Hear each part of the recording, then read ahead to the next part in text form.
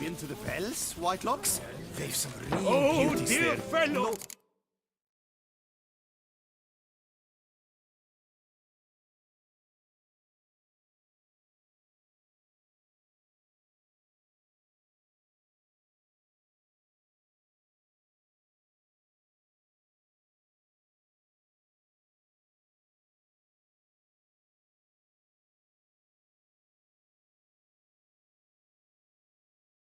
If you sock like that, you must have your pick of the ladies.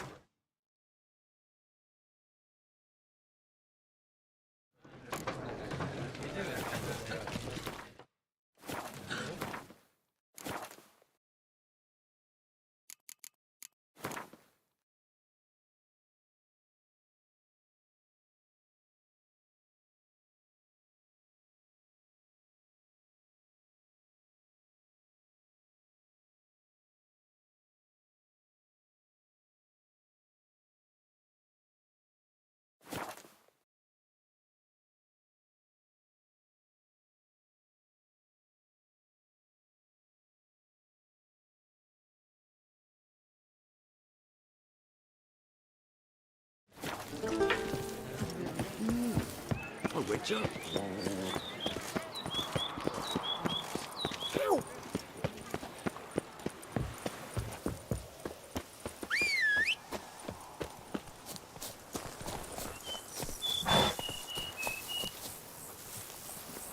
Come on now.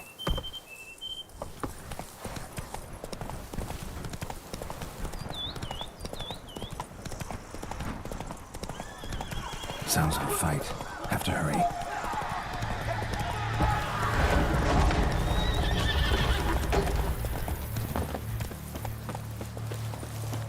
Damn it. Killer must still be here.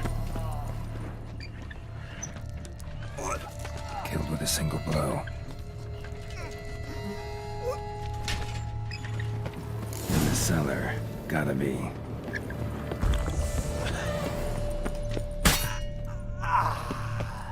Footprints. Small, bare feet. Lead deeper into the cellar.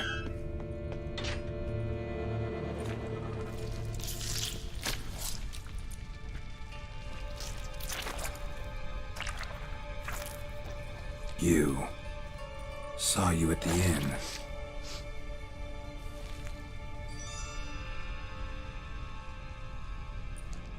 Why'd you kill these people? Clearly wasn't for their blood.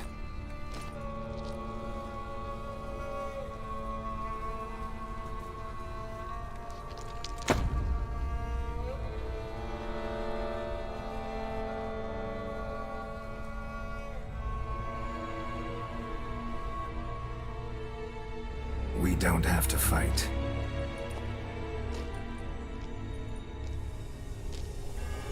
You are wrong.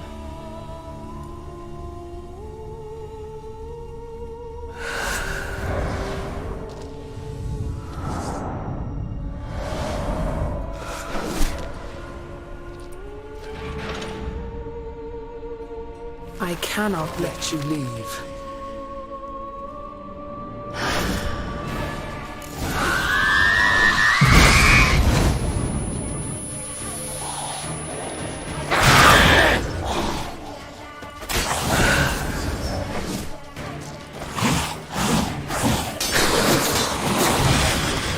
Come on, come closer.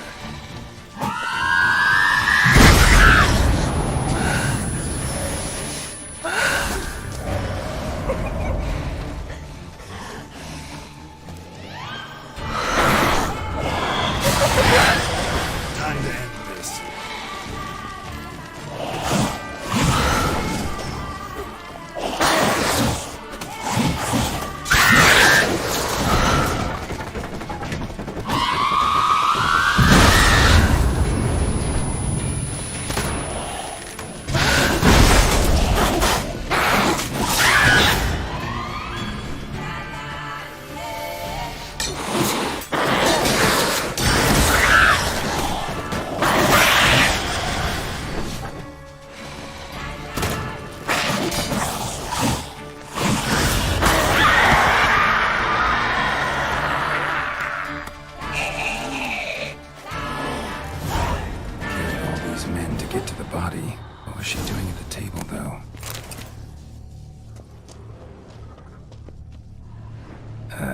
Stinks. Waterlogged. Both hands amputated. Body was quartered just as I thought. Laid in water for some time. Head swollen, and something took a few bites out of it. Something in the throat. A pouch, bulging with coins.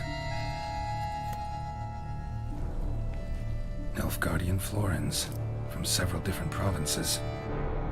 If the murderer did this, means we're dealing with a sentient thinking beast.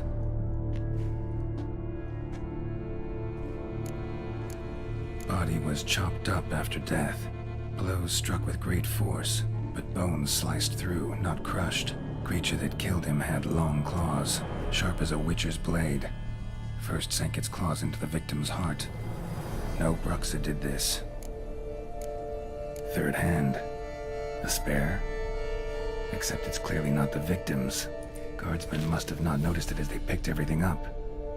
How's this possible? Still warm. Blood still flowing? Several monster species can regenerate. Never heard of that happening to their severed limbs, though. Or of their limbs seeming completely alive after so much time. Examine the tissue more closely later. Might learn something. So, murderer was clearly a monster, but not a Bruxa. But then why'd the Bruxa come here for the severed hand? And who does the hand belong to? Why the hell's it still warm? Now, pouch shoved down the victim's throat. What's the significance? And why was he chopped up into pieces? Lots of questions, no answers so far. Need to know about the other victims. I'll ask Palmerin to get me in to see the Duchess.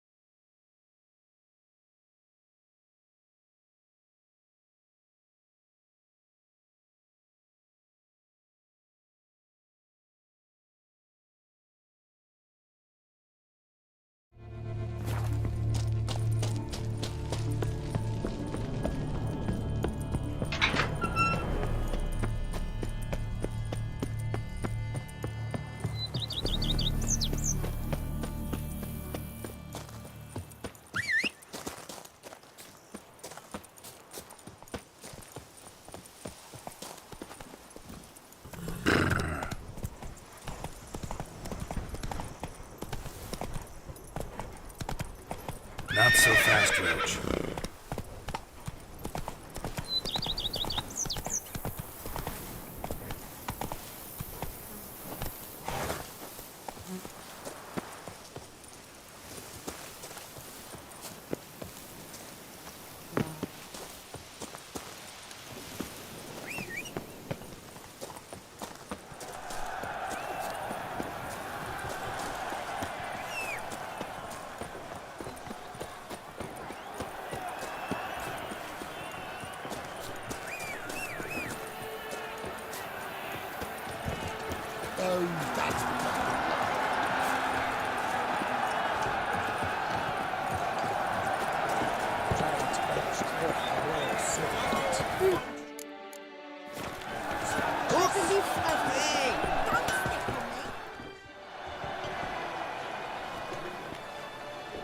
Ah, a professional.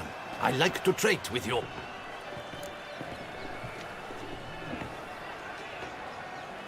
What have you got that...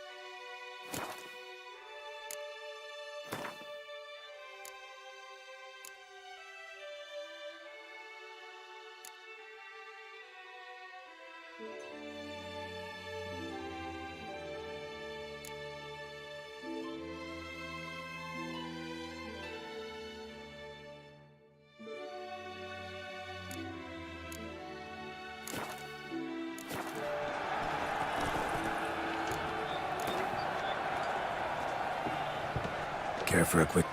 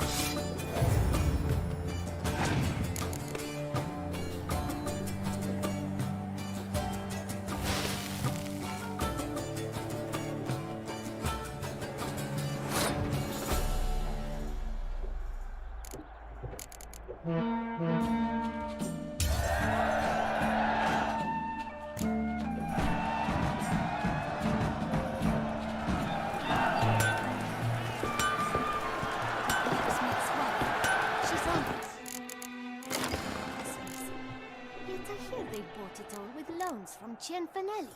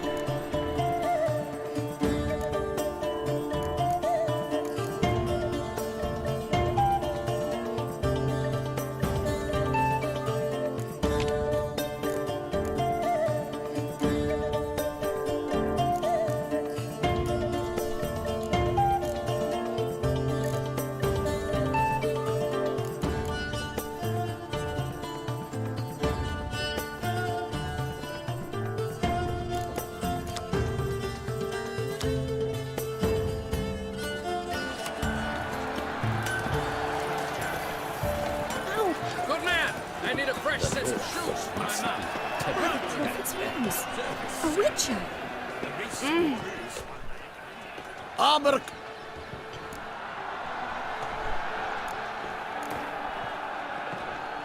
Know your business.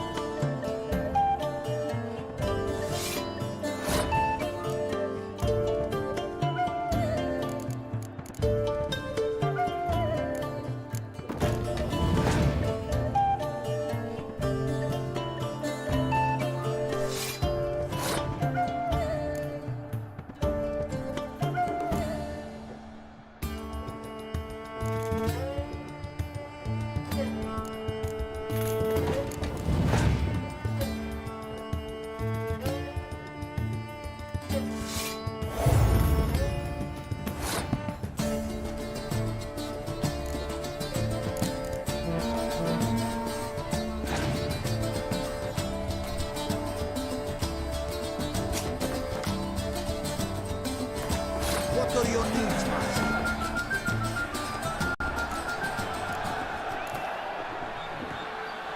Know you're busy, but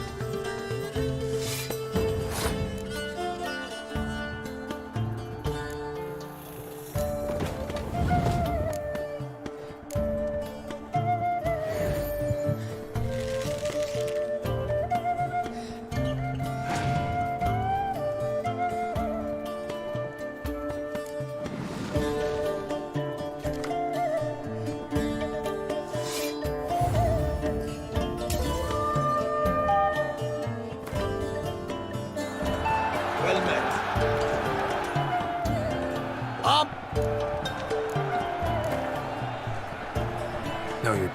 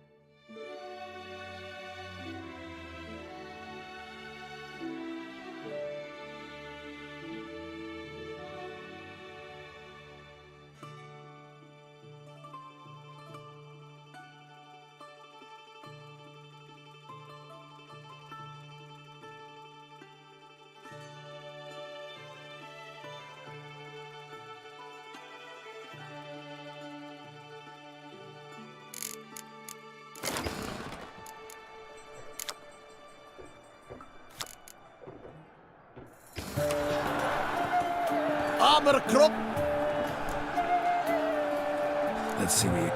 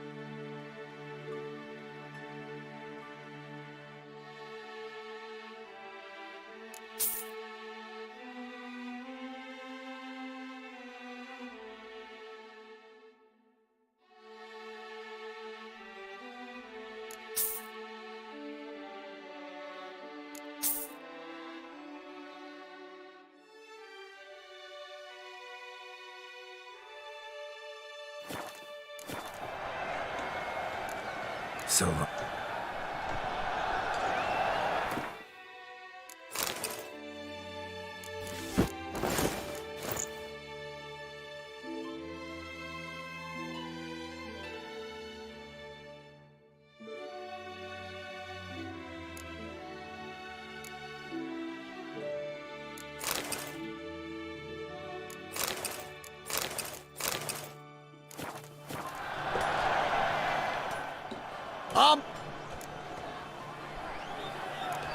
Craft some...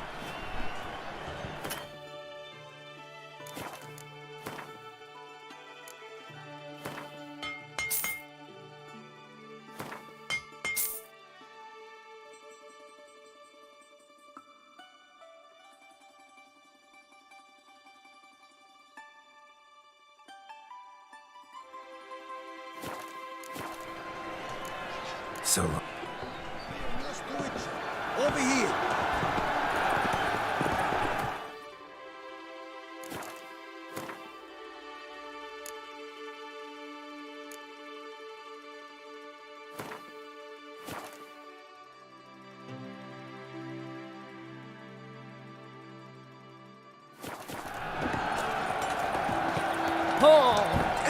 Excuse me. Need to speak to the Duchess, urgently.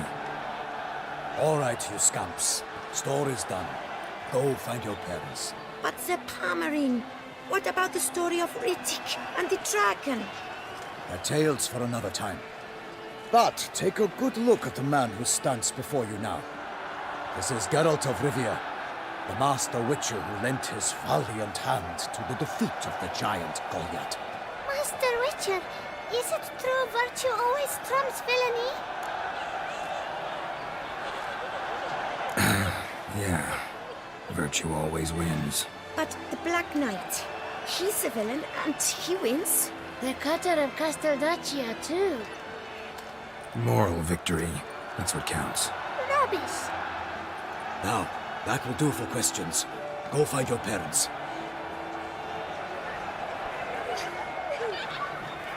Her Enlightened Highness has doubtless arrived at the tourney grounds to watch the battle in the arena.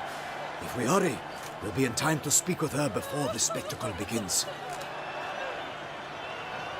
Lead the way.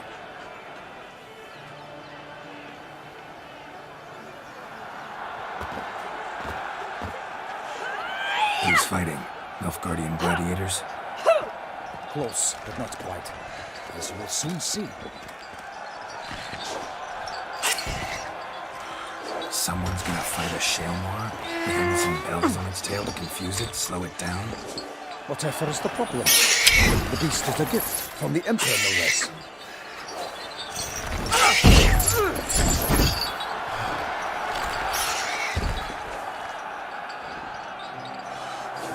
This is dangerous. Bells on its tail aren't enough. I saw the spectacle of the sword at the arena in Nuremberg. There, a masked beast of Shaelmaar with bells on its tail. Might have gotten lucky. Shaelmaar might have been lame. Who knows? Only a Witcher has a real chance against a healthy Shaelmaar. And that's not even every Witcher. Besides which, releasing a monster that dangerous in front of a crowd? Plain irresponsible.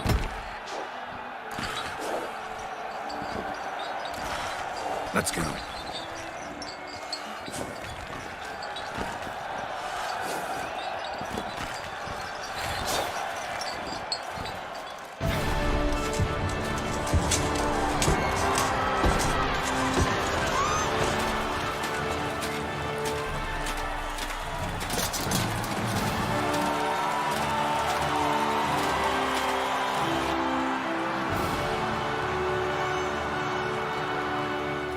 I dedicate my imminent victory to fair Lady Vivienne.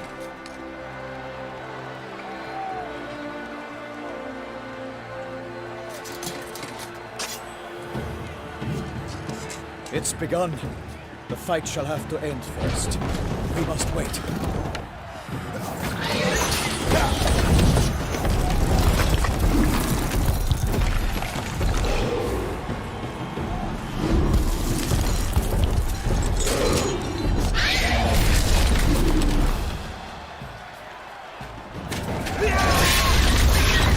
Got a bad feeling about this.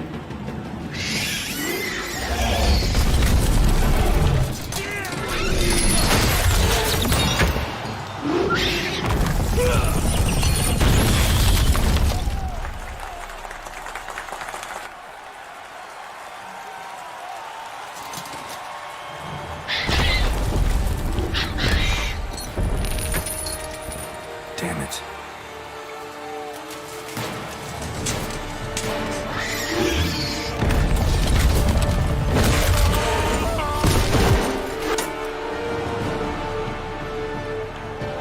We have to help him.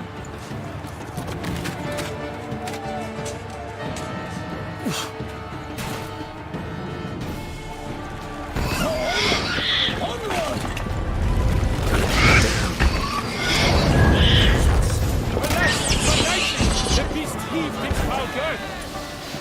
That beast around its lofty head.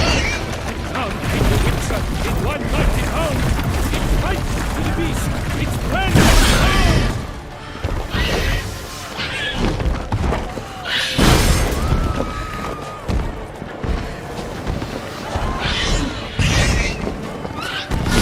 Damn, you're ugly.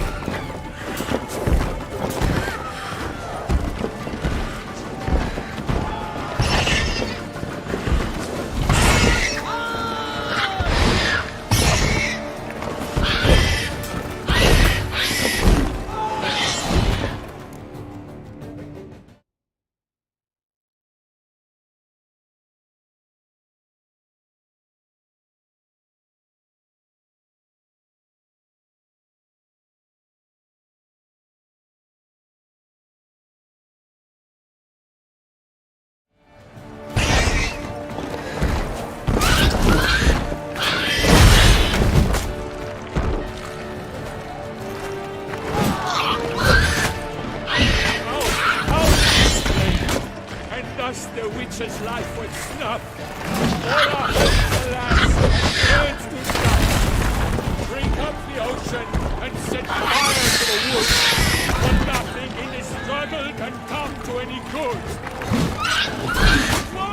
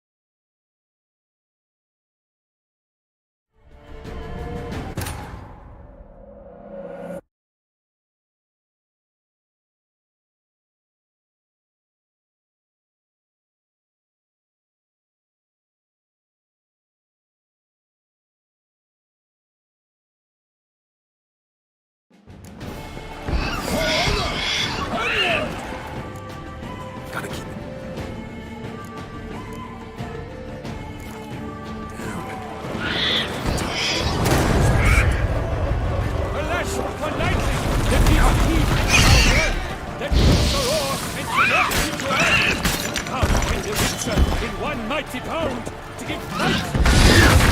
Hands of pound! The might of the beast has been weighed by the gods. Soon the Witcher shall triumph against all odds.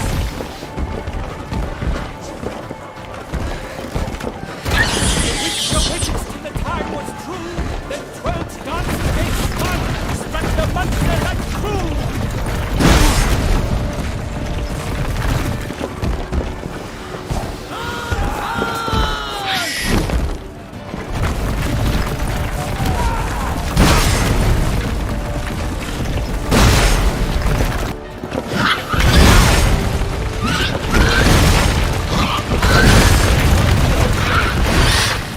To the wood, for nothing can come to any good.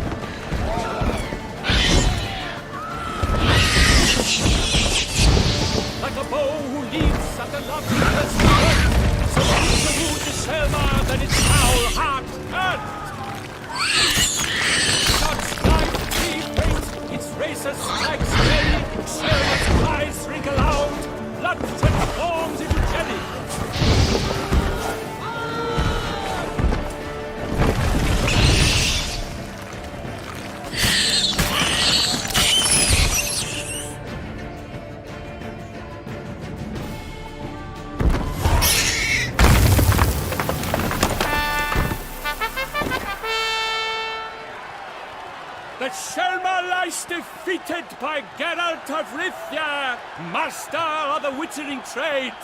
Behold, as the last gasps of life seep from the beast.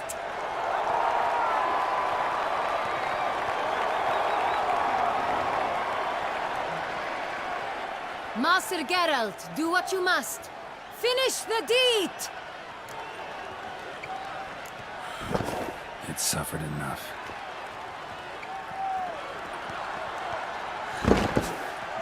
The monster lies slain!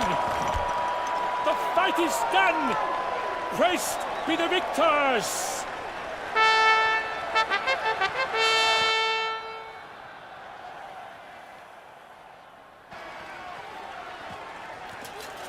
Guillaume, The lad came damned close to dying. I'm fine. Not hurt at all. Vivian? Smile as befits a hero and keep silent. Speech clearly pains you. She approaches.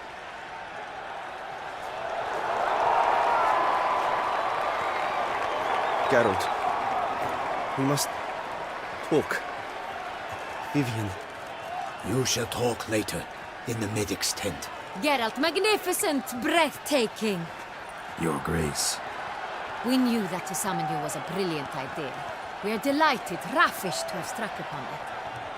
And I'm truly, honored. See to our young hero. Hop, hop. For we must make off with Geralt. We should talk. We had been long awaiting your arrival. Had nearly lost hope. Then suddenly, that entrance, so spectacular. Your Grace. Shaelmars are dangerous creatures, even to knights in full plate armor. Nonsense. In Toussaint, knights have battled beasts for mere glory since time immemorial. True. Guillaume suffered a few bumps, scars, and bruises, but in return gained eternal glory as he who slew the monster. What about the crowd? Say the Shaelmar had vaulted into the stands. Would have been a massacre. Geralt, though we value your fortuitous intervention in the arena, we would remind you your services have been retained, and as shall soon become clear, you will be generously compensated. for completing another task altogether. Your Grace, my contract. I'd like to discuss it.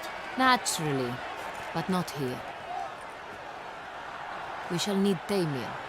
He led the investigation pending your arrival. But whatever could he be? Come, we must find him.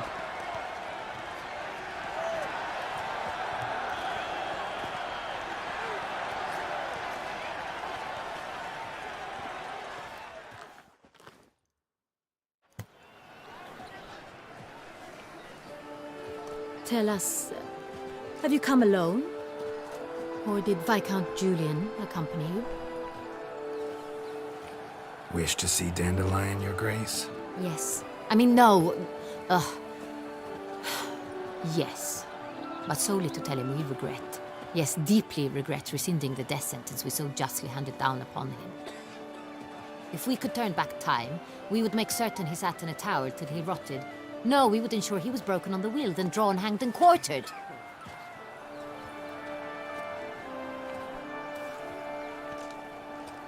Ah, the very man we would entrust with these tasks. Damien de la Tour, captain of my personal guard. Your Grace, Witcher. Greetings. Sorry to have to tell you, but the guardsman handling the last victim's body... I know already. The creature in the cellar of Corvo Bianco. Was it the beast? No. A Bruxa, a kind of vampire. Not the beast, but tied to it in some way. You know this how? Through careful analysis of the evidence, both on the riverbank and at Corvo Bianco. Do you mean to insinuate the investigation thus far has been sloppy? Geralt insinuates nothing of the sort. We must listen to him attentively. I examined the body of the beast's last victim. Might have found something, need to analyze it. A quiet place, that's what I could use most right now.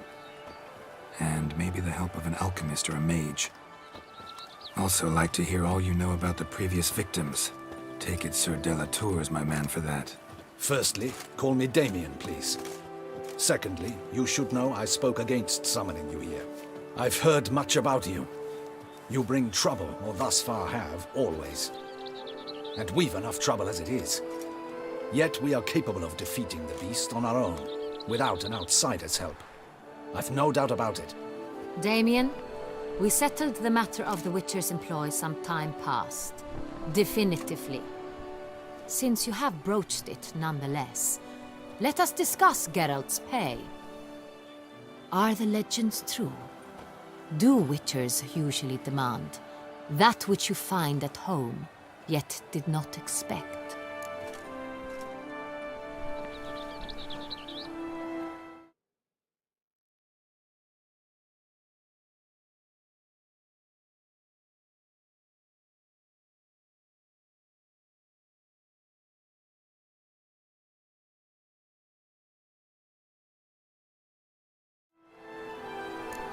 Not quite, Your Grace. Law of surprise, it's something we invoke at times, but rarely. Usually we just take gold. Disappointing. This law sounds rather romantic.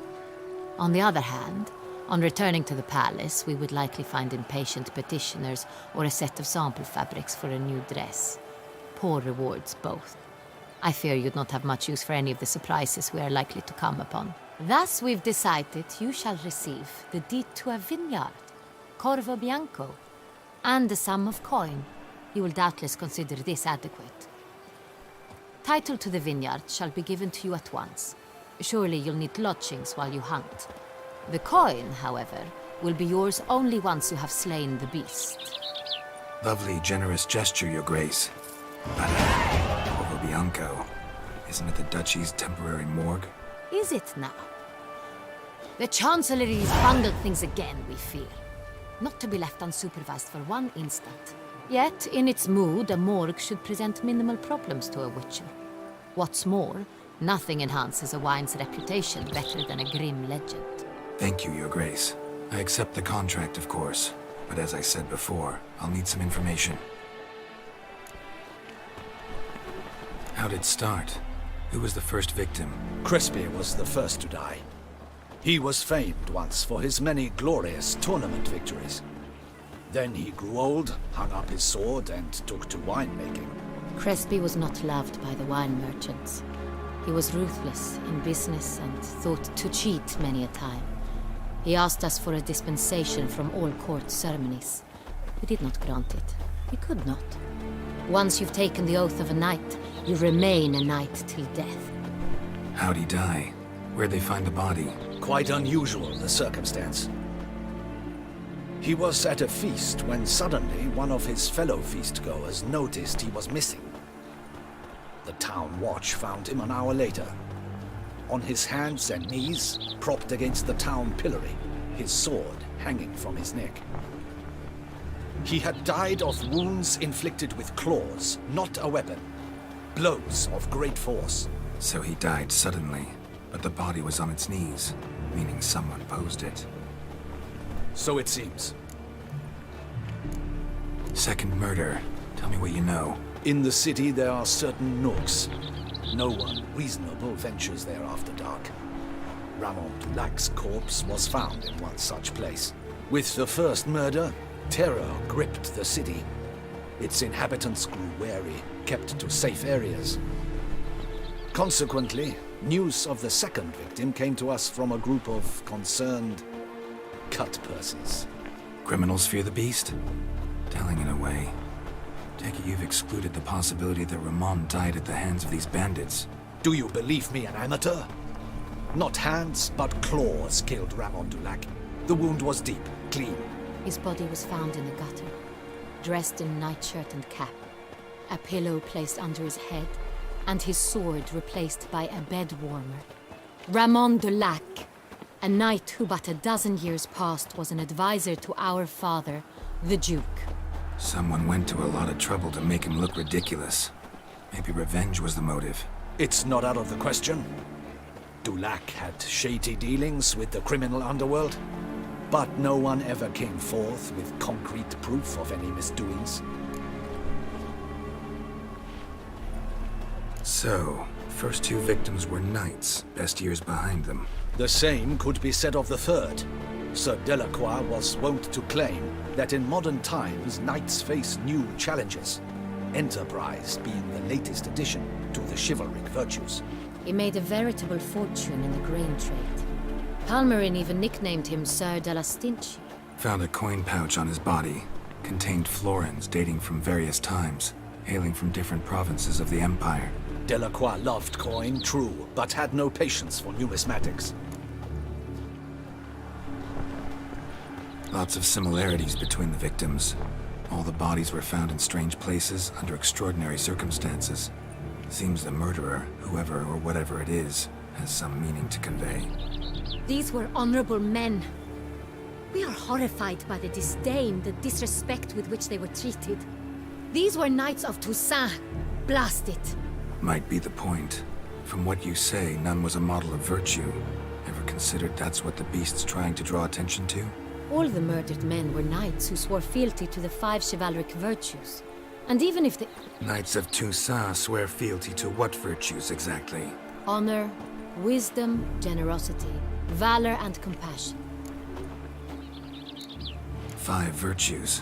Why are they so important to your knights? Strange question. Your Grace, forgive me. I'm a foreigner trying to understand another land's customs. You are forgiven. According to legend, the virtues we cultivate were bestowed upon us by the Lady of the Lake. How we truly came to espouse them, none remember. In Toussaint, we believe men of low birth should be simple-hearted and obedient. We expect much more, however, of our knights. They are to be soldiers and courtiers, lords and servants. Thus, the need for clear moral guidelines. At the time of his dubbing, a knight vows to demonstrate throughout his life honor, wisdom, generosity, valor, and compassion. Beast seems to be pointing up moral decay, denouncing it. Victims were all humiliated. Might have been murdered to emphasize their lack of specific chivalric virtues. Honor compromised by the pillory. Wisdom by ridicule. Generosity by a coin pouch shoved down a throat. It seems to fit, true, though not perfectly. Can't discount the theory if it's on the lips of everyone in town. Say our reasoning's right. Next murder will be just as showy and denounce the victim's lack of the fourth virtue, valor. We can also assume that victim will be an Elder Knight. Let's think. At the moment, all the knights are either at the tourney grounds or in the palace gardens. Our annual hare hunt shall begin there shortly. Have you heard of the custom? Milton mentioned something. Seemed excited to prance around in a bunny costume. Not sure why. Hang on. Strange circumstances. A knight advanced in years. The famed cowardice of rabbits. Could it be that simple? Is Milton de Peyrac Peyren the next victim? Milton also knew Delacroix. Told me so down by the river. Damien! To miss something so obvious. De Peyrac Peyren, Crespi, Delacroix, and Delac formed a knightly team. It was years ago, but They were a team? they were close friends, tightly knit, and as such earned the trust of our father, the Duke. We often witnessed him turn to them with delicate matters. Later, their paths diverged. Unlikely to be a coincidence. Beast must know it too. It's a lead, I'm sure. Your Grace, we need to find Milton, immediately. Rather problematic. You see, the garden entertainments are due to start, and he's disguised as the hare, hiding somewhere, waiting for some tipsy courtiers to find him. The hare's hiding place is a carefully guarded secret. We must call off the game, at once. First and foremost, we must remain calm. Damien, order the garden searched immediately, but discreetly. By no means can we disrupt the festivities. Panic will only incite the beast to strike sooner. And you, Witcher, follow me. My gardens, my night, I shall take the fall. A murder is out of the question. I will not allow it. Not near my palace. Horses? Ready our horses!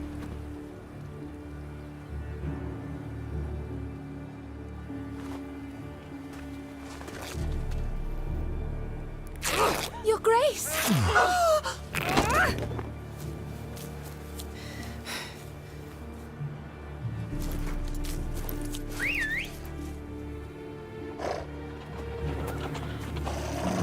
What the hell? Why, I should...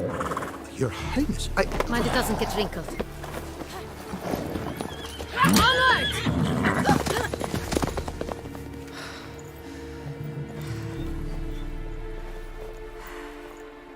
Hey!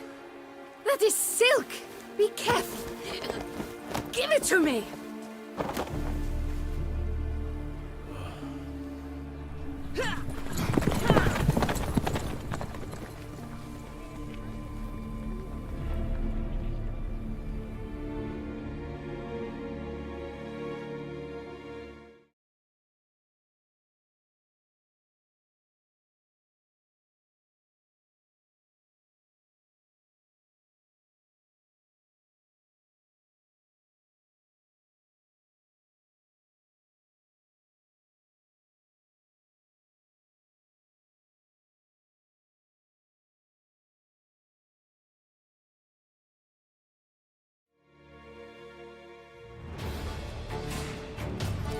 Go, go. Get up! Your Grace seems right at home in the saddle.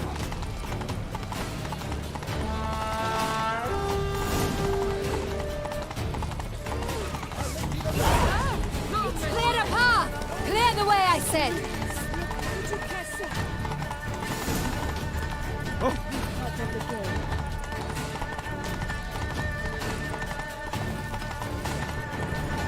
It's here! Just round the corner! Hurry! We must go to where the game is being held. The participants must find a unicorn's horn, a golden fish, and the phoenix egg. With these in hand, they can deduce where the hare, Milton, hides. Mean we need to find those things too? We've no other option, but time is of the essence, so we shall have to break the rules.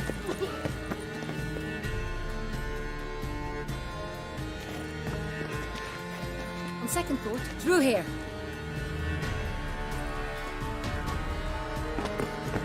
I shall show you where the hunt plays out. Then we will split up. You will get hold of the unicorn horn and the golden fish.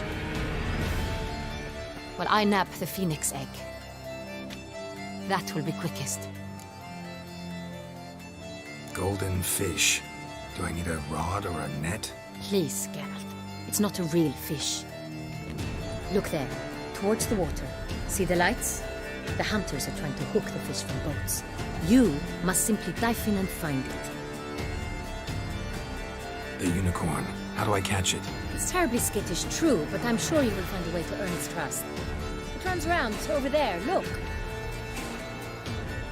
The golden fish and the horn both contain things or clues that will help us find Milton. Once you have fish and horn, find me among the other Phoenix Egg hunters. All clear? Then let's get to it.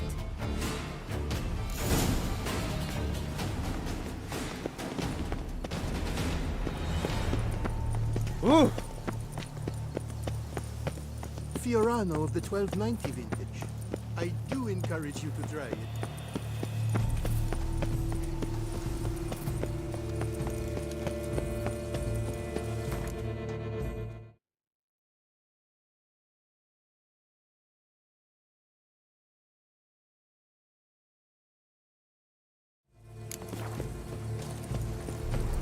If one were to call a steak courageous or cowardly, It's rolling on an empty stomach.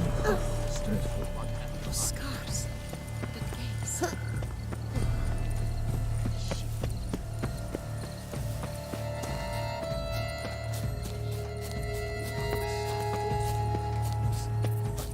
This is no true unicorn.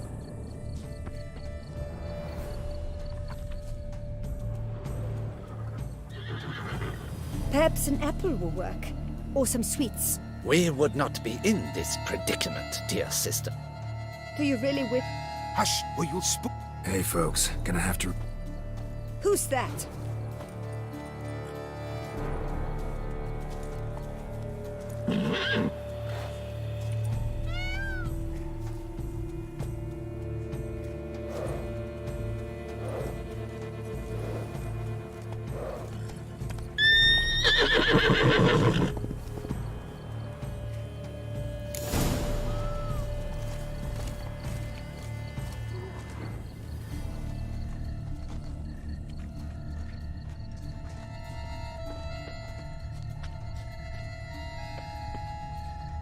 Think unicorns.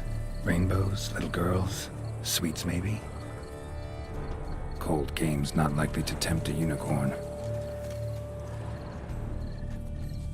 Crispy apple. Should like that like any other damn horse.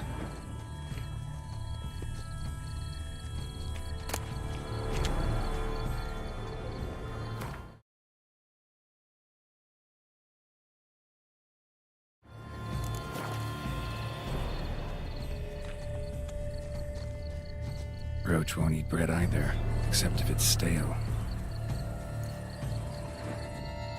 Ophioris. Roach likes carrots. Maybe unicorn will too. This is an outrage. An outrage, I tell you. It's against the rules.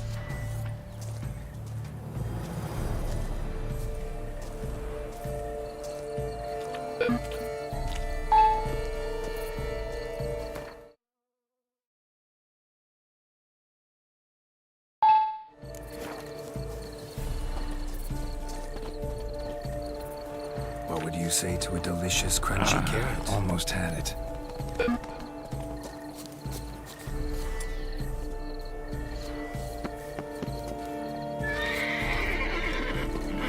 Damn it. Beast, who is spy? Tell the commander, beast fly!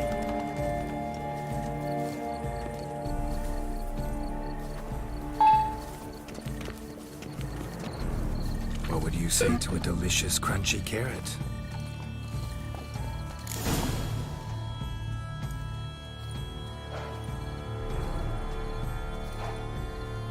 Easy.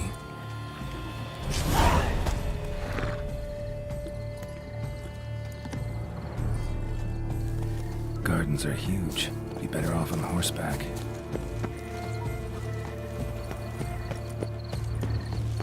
Such are the times, my good fellow.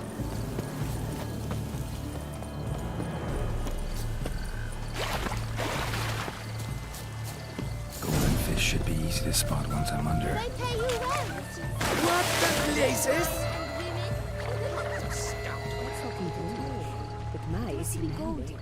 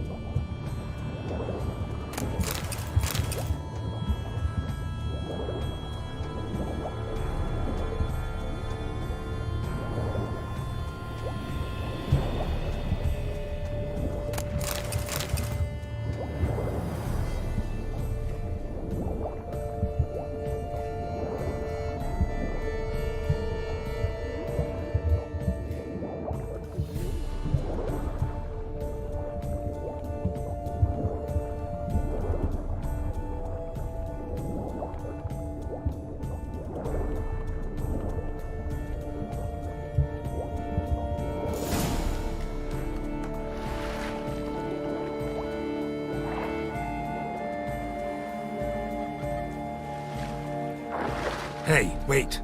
Stop. It's important.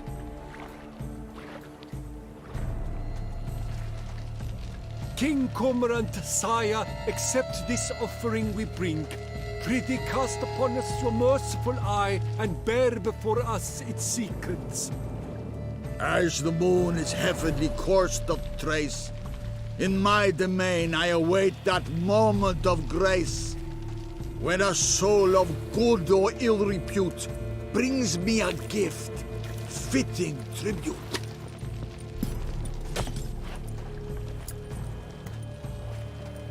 A key. Why, you bomb-botched wretch! He's ruined the game! Disgraceful.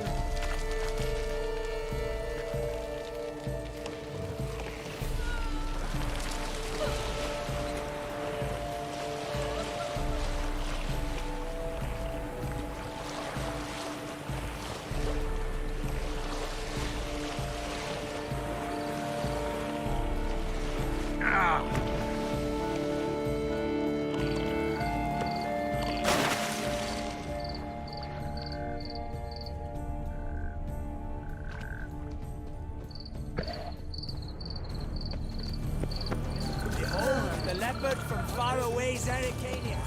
A predator wild, bloodthirsty, and ferocious. Daft one, no.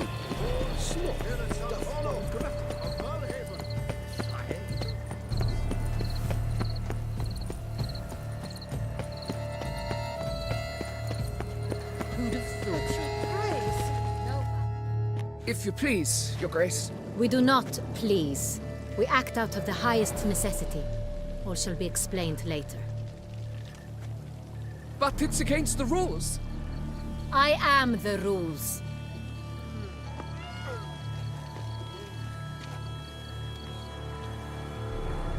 Geralt! At last. Got a key and a clue. And I've another. Show me yours. Who wrote this drivel? I begin like a groan, hollowed out with ease, then end like a mouse, with a head of hard cheese. Let's see. Grown. With ease gives us green, right? And mouse with the head of hard cheese. Greenhouse? You're a genius. Several greenhouses in the gardens, indeed, but only one looks, the key to which looks just like the one we found. Greenhouse it is then. Let's go.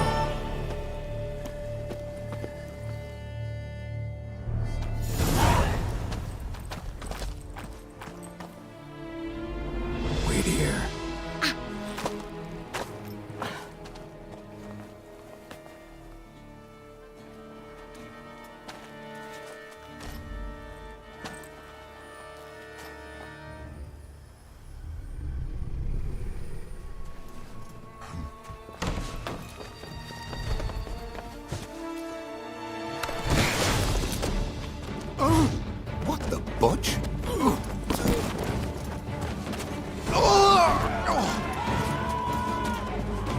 What was that?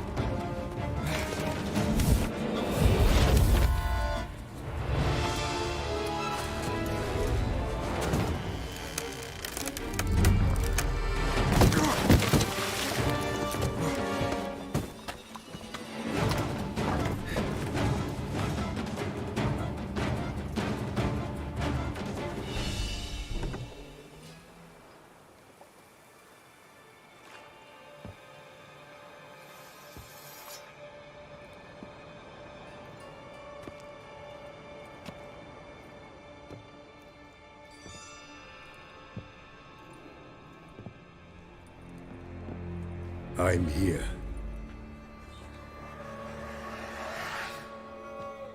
This belonged to you, maybe?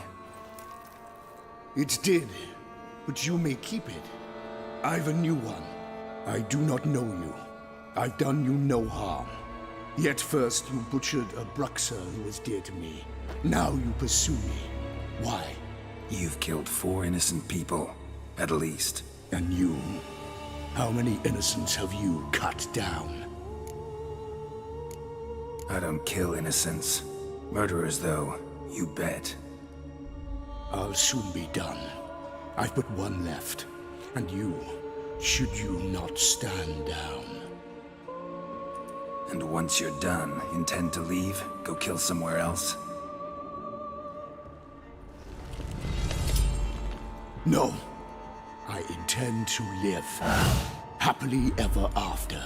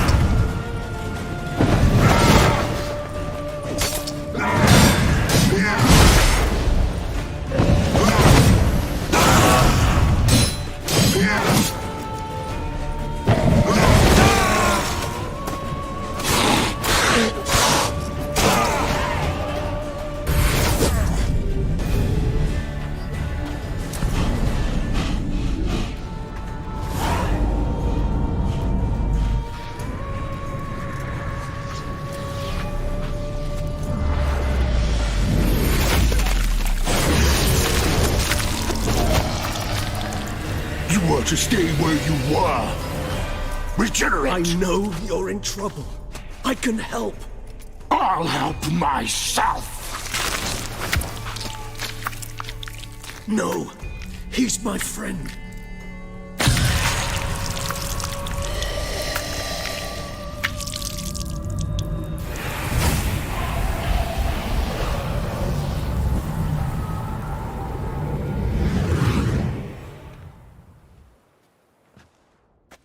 Yes, Geralt, it's me. Regis? You alright? All is well. All's in order. Wounds such as these heal on vampires in moments. But we've not seen one another in ages, my friend. At least in human terms, that is. How's this even possible? Last I saw you... I was a bubbling, shapeless smear, having been rather spectacularly melted into a column of a certain castle. In somewhat better shape now, as you can see. Hardly peak form, mind you, but were I human, folk would think me a demigod, I dare say. I'm sorry. What happened, it was my fault. Never got a chance to apologize. No need, Geralt. Bygones. I did not have to join you on that expedition. No one twisted my arm. Miraculous regeneration. How do you manage it? I had help. From the one you hunt. Him? How? And what have you been doing all these years? Not the time nor place for such stories. I suspect we'll get a chance to speak at ease and at length later. Now, however, we must deal with the reason that brought us both here. Local serial killer seems to obey you. Maybe you could talk him out of it, convince him to stop murdering. Why do you think I've come? It shall not be easy, as Dettlaff can be rather stubborn. Though you must certainly recall that neither do I surrender readily. So that's his name. He's your friend? You might call it that. Though Dettlaff is... how would you humans put it? More bestial than I am. But not to worry. I'm working on him. Haven't exactly done a great job with that. He's killed one knight since I got here. At least 3 others before I arrived. For good reason, I'm sure. Understand, Dettlaff is not some decadent shit who kills for sport, or to assuage a dryness of throat or a dullness of mood.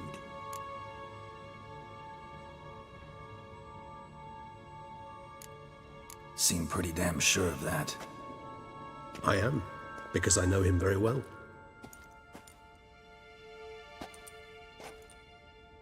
Despite appearances to the contrary, you two are quite alike. You've both noble hearts, yet you both are wont to perform ignoble deeds. When circumstances force you to, of course. Remember the year 964? That was 3 centuries ago. Blind fear gripped Rivia, Lyria, and Spala. Women and children were dying. Their mutilated, dismembered corpses littered the fields. Brute of Lyria. Read about it. Chewed up almost 200, then fell to a common poacher supposedly armed with a dagger blessed by some prophet. It fell to Dettlaff, who then found a poacher asleep in the brush near his snares and dropped the fiend's corpse at his feet. And thus, a legend was born.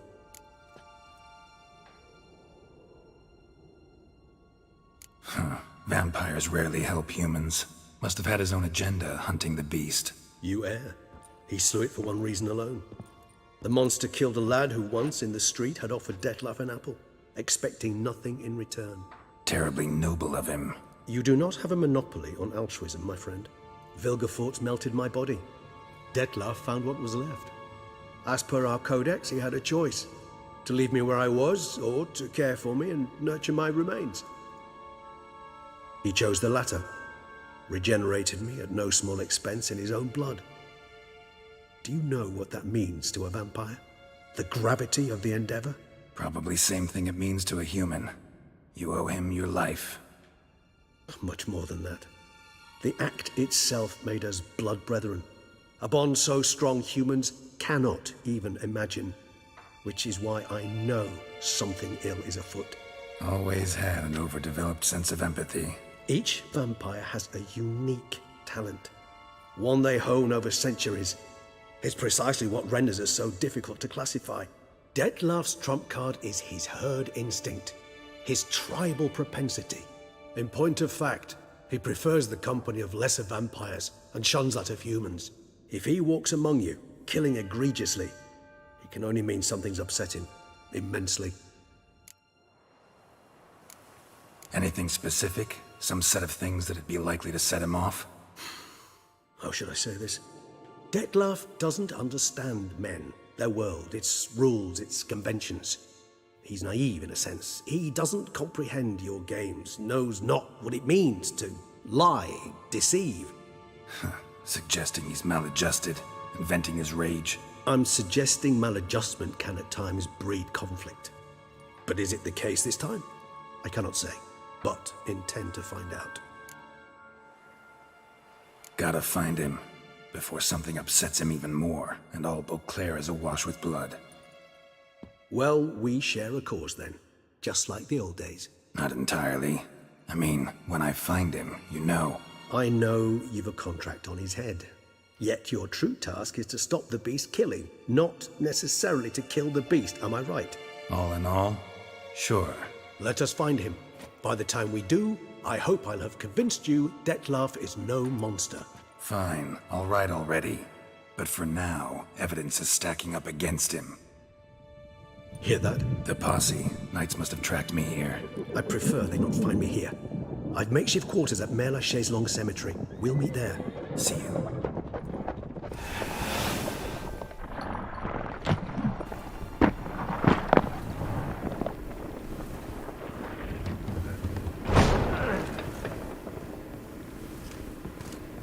Witcher, we flew here as fast as our courses would carry us.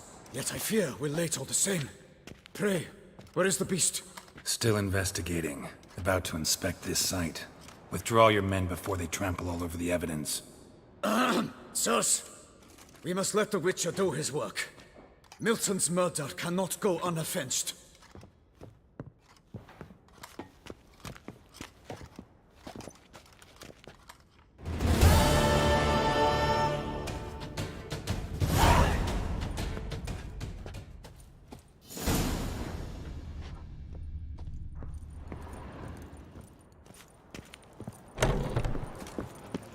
Ply his trade.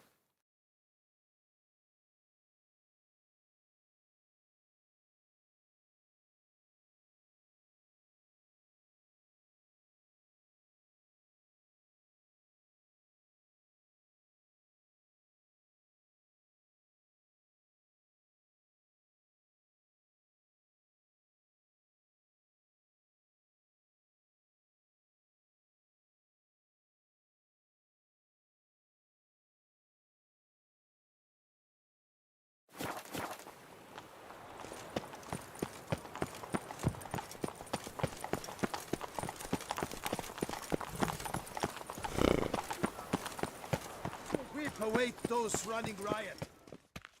Sir! Sir! A letter for you, sir! Letter? Who from? Can't rightly say, sir. I was just to deliver it.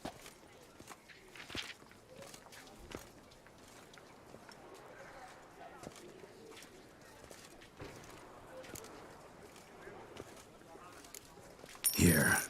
And thanks. No, sir. Thank you. And I truly hope I'll be of service again.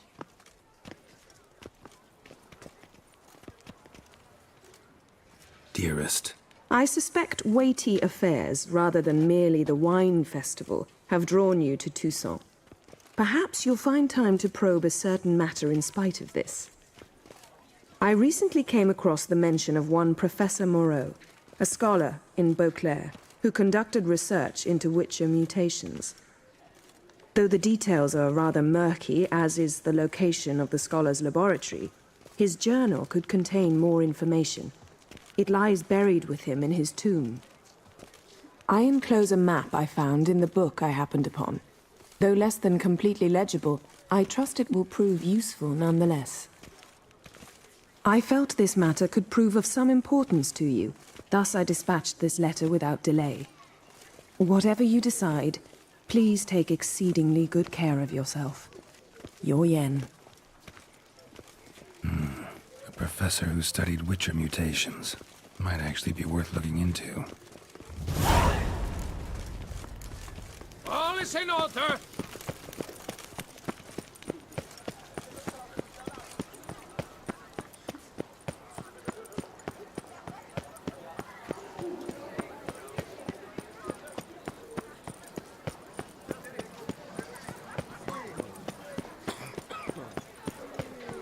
Banquets and wine. Night, laugh, and wine.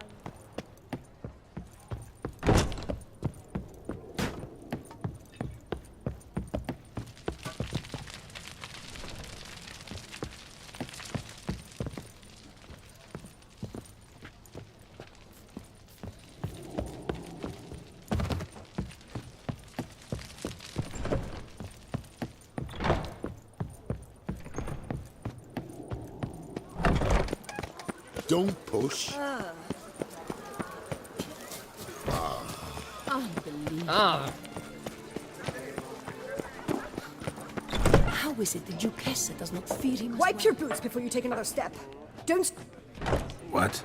Oh, I'm just jesting. You, sir.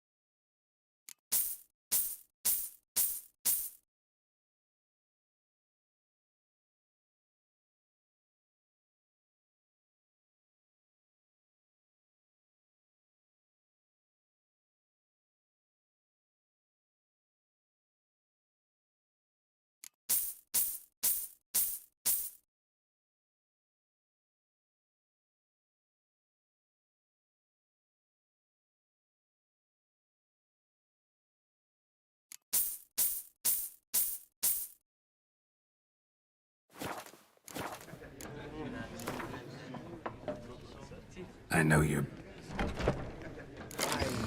Sunlight captured in a bottle.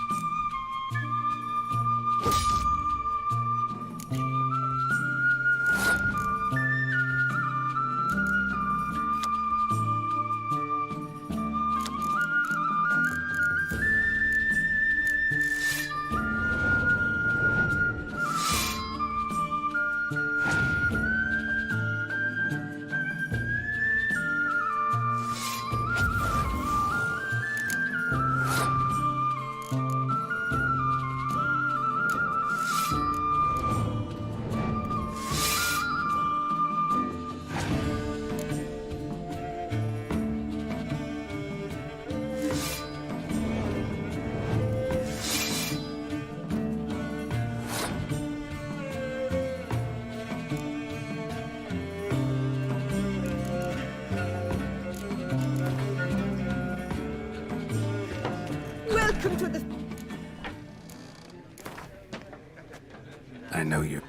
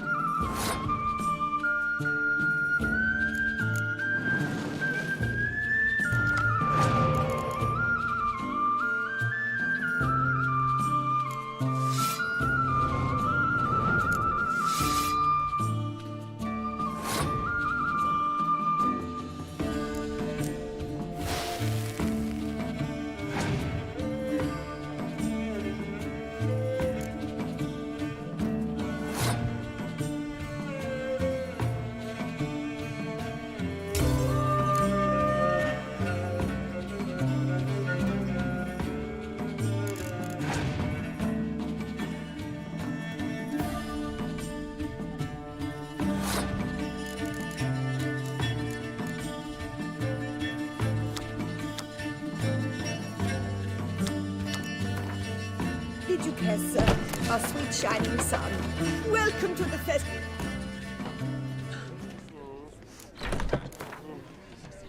I know you. Who would go first?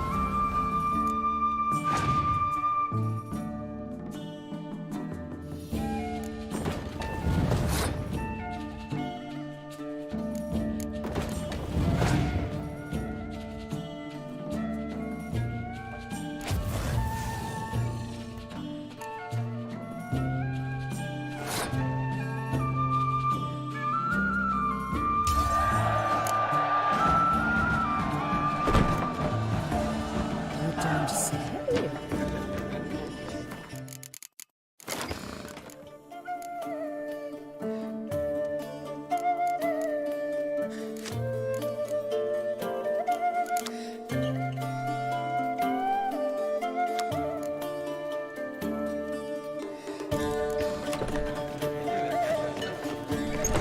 They say a great deal about you, Witcher. And whisper.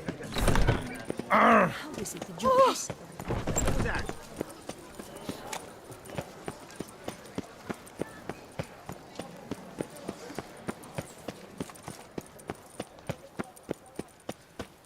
Halt. I say. One false move and you will Geralt regret of it. Rivia. Sir!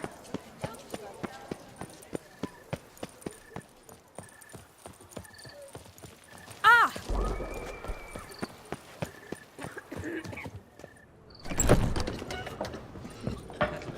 Welcome. Mind if I...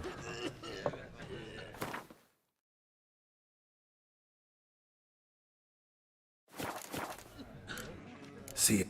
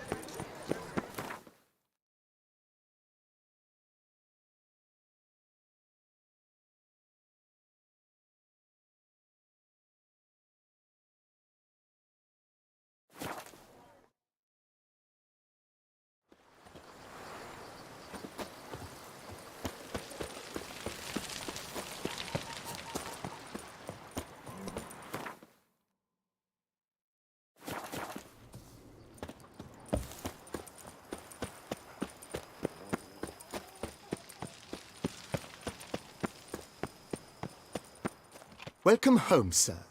I am Barnabas Basil Fawlty. By order of the Duchess, I shall serve you as Major Domo of Corvo Bianco. I previously served with distinction at the Nibli family manor and in Nazaire with Admiral Rompali, who, as you are certain to know, is an extraordinary demanding gentleman. Whoa, Barnabas Basil.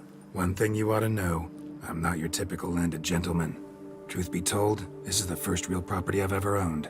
Oh, in that case, you must leave it all to me. I shall organize, see to everything, and whip the house into order. I dare say this place will soon be the most prosperous vineyard around. Great. Can already see I'm in good hands. Vineyard comes across as a place with a rich history. Know who owned it before me? Baron Rossel, who went bankrupt, forcing him to sell the estate to the Duchess. The Baron, in turn, had purchased it from Monsieur Bolius of the Headsman, a truly colorful man of Ketweni origin. He was actually a headsman? No, not him, but his great-great-great-great-grandfather. Indeed. Apparently, he was a common cutpurse who somehow secured for himself the post of ducal headsman in Beauclair. Went about his work with an exceptional penchant. They say he chopped off more heads than there are grapevines in the ducal vineyards. He never hesitated, not once. Never sliced unevenly, never botched a job. For his exemplary service, the Duke granted him a title and this estate. Monsieur Bolius, on the other hand, was an engineer in his younger years. Once retired, he settled here and took to producing wine. Sadly, misfortune struck and he lost his sense first of smell, then of taste. Additionally, he could not drink alcohol. His medic forbade it. Shame that. He gave up making wine? Not at all. He made even more of it. Began throwing wild balls to which he'd invite friends from far and wide in order to treat them to his wine and delight in the fact that at least someone could enjoy it. It's the sort of man he was, Monsieur Bolius. Mind giving me a little tour de Corvo Bianco? Not in the least. Follow me, please. I think it would be practical to begin on the hill.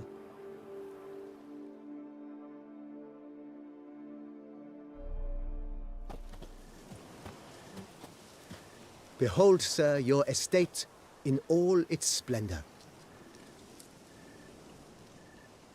Pretty vast. Indeed. And now, sir, allow me to show you a handful of interesting details. Follow me, please.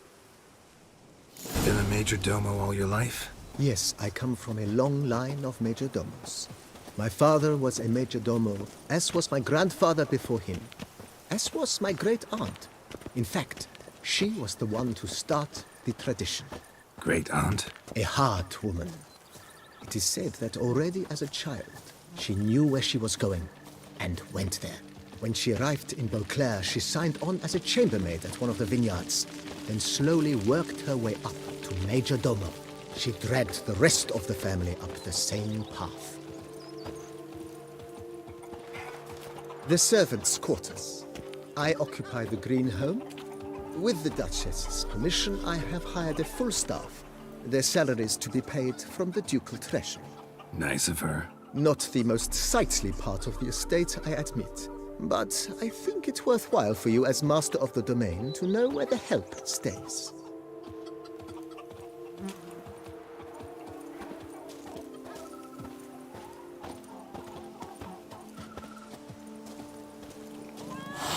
Baron Rossel ordered the vines in this part of the estate uprooted and olive groves planted in their place. They look beautiful, especially come spring. Don't look at all bad now, either.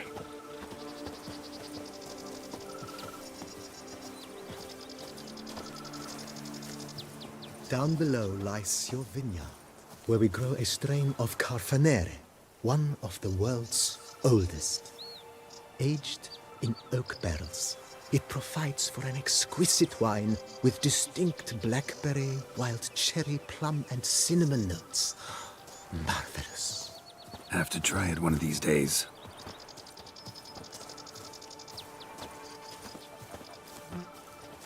So that is how her grace summoned from the north. Nice well. Picturesque. Yes, though it ran dry long ago. During the raucous feasts Master Bolius held, he would order it filled with wine. There's a tale about a guest attending a Bolius school for the first time and thus unaware of the custom. He had suffered great heartbreak and had decided to end his life by jumping into the well. The festivities were coming to a close, and the well was nearly empty when the suicidal guest finally jumped. Instead of killing himself, he merely broke his legs. To numb the pain, he drank the wine. Drank himself to death? Not at all. When found the next day, he had concluded he'd witnessed twin miracles. The water had been changed into wine, and he had survived. He retired to a monastery in the Dragon Mountains and began preaching the wisdoms of Lebioda.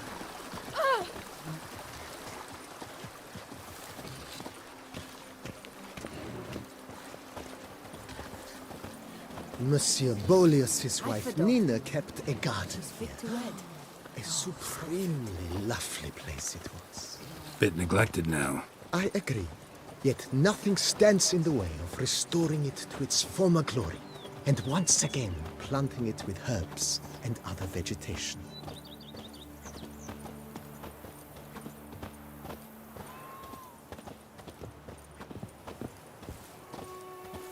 Madame Nina planted diminutive, delicate flowers and herbs here. One might say their aroma still hangs in the air. You're quite the romantic, Barnabas Basil.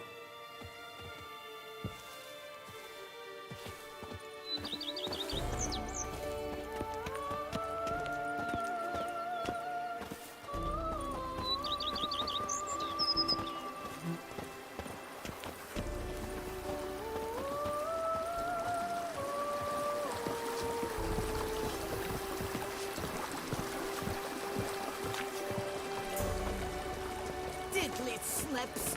My back aches something horrid. This served as an additional wine cellar in years of plentiful harvests. Bit of work and it'll make a fine stable for Roach.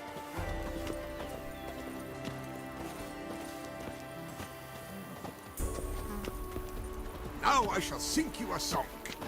The cellars, voila. During Monsieur Bolis's time, wine was kept here, but Baron Rossel used it to store olive oil as well. I took the liberty of cleaning up the mess, which I made while fighting the Bruxa. Thanks, Barnabas Basil. Appreciate it. Cheap shenanigans. I can't see a thing through these cataracts.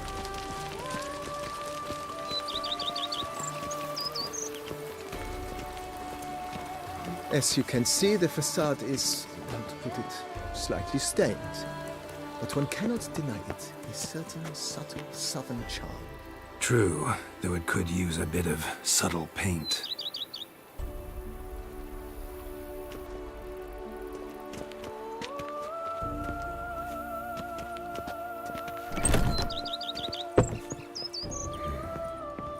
And welcome inside.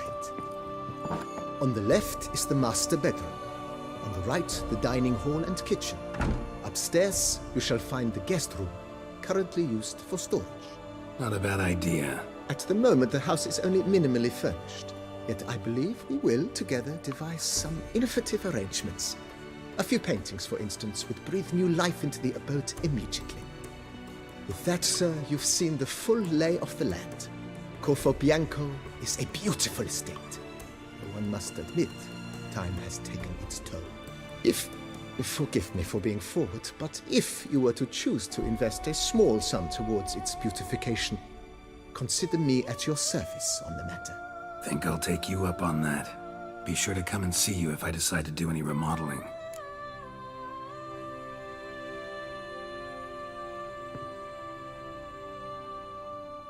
Mentioned the place could stand to be spruced up. Oh, most decidedly, sir. The question is where you would like to begin this rejuvenation. Been thinking about the outer walls. Maybe a fresh coat of paint or some patching. If I might dare to make a suggestion, why not start with a general renovation?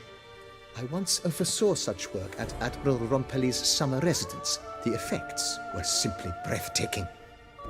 Not only did the residence positively sparkle afterwards, but we also made room to display the Admiral's armor and weapons, of which he was a passionate collector. It's in your hands then. Make the place shine. I shall get to work immediately. Within a day's passing, I shall have sent for the crew which rebuffed the Admiral's residence. They are the finest specialists around.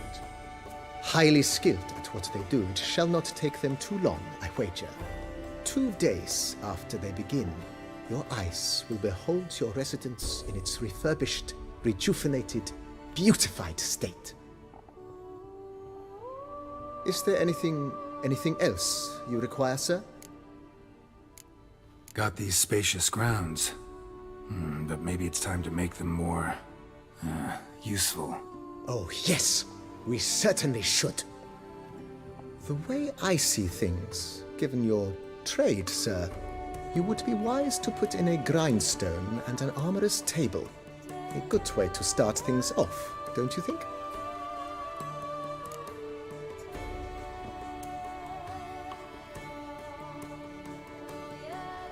My armor needs work from time to time. You know, oil this, reinforce that. Could use a decent work table where I could do all that. Admiral Rompelli once hired a specialist who made the finest armorer's tables this side of the Yaruga. I will contact him at once. Good. Order me up a table like that. Immediately, sir. I expect it will take at most 1 day to arrive. Will you be needing anything else, sir? In my trade, my blades get dull pretty quick. Could use a grindstone, professional grade. Of course. No one would consider that an unnecessary extravagance, I would wager. Then send out for one, please. A high-quality stone to be set up in the yard. Of course. I shall send a runner to town at once. I believe you shall be grinding to your heart's content by tomorrow. Will you be needing anything else, sir? Know what? Changed my mind. Not in the mood to talk about redecoration today. I shall be glad. Thanks.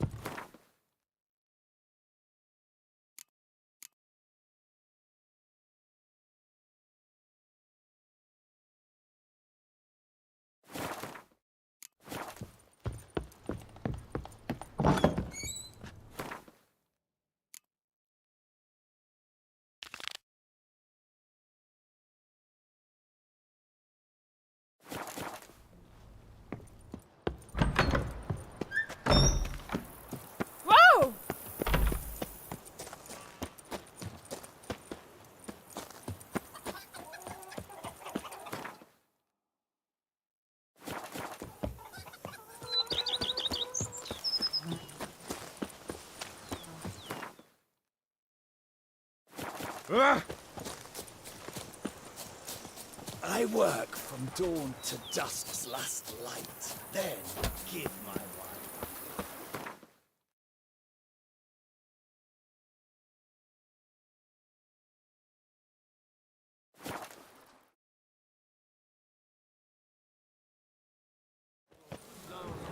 Halt. I say. Oh, fuck.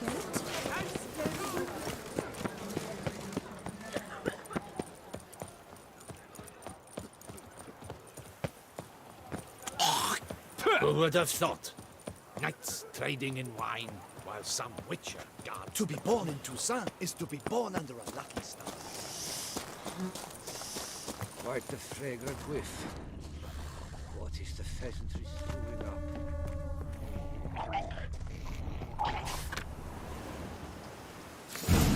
Inscriptions in Elder speech. Salvation lies damned Dol Nevda. Professor's journal's long gone. Glory somebody else found out about it too. Should look around, see if I can find something else.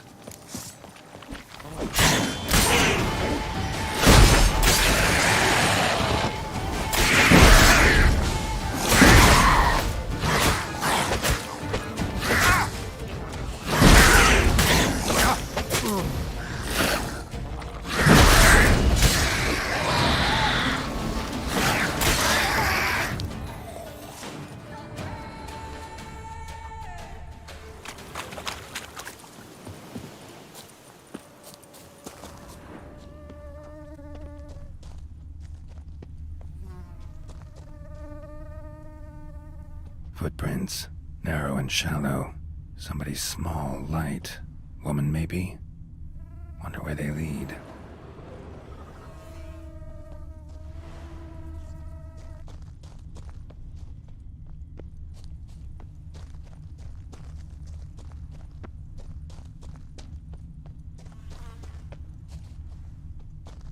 Professor certainly can't do much to help me with my search. Damn it, trail breaks off. Wonder if the grave robber learned more than I did. Won't learn anything else here. Map Yen sent me will have to do. Also, Epitaph mentioned both Ellerin and Dol Nevda, Valley of the Nine.